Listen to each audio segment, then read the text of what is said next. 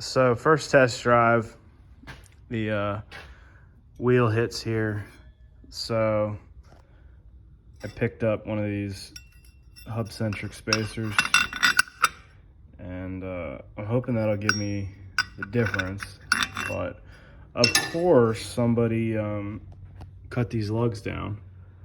So got to pull this off, and probably gonna end up just doing these rotors while I'm at it.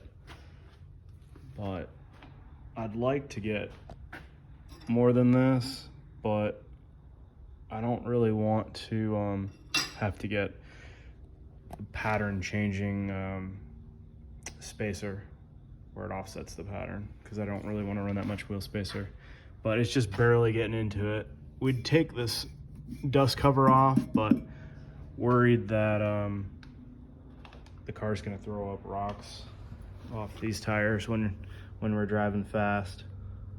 So it's always something. That's why this car is still not on the road.